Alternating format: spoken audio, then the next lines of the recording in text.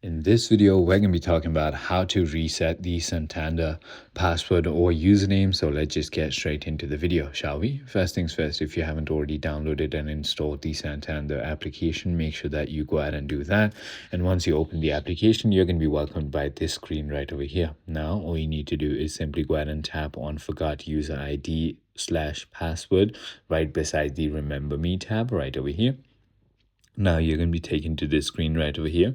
So simply go ahead and enter your social security number, your date of birth, and your card number and PIN or one-time password, and simply go ahead and click on continue.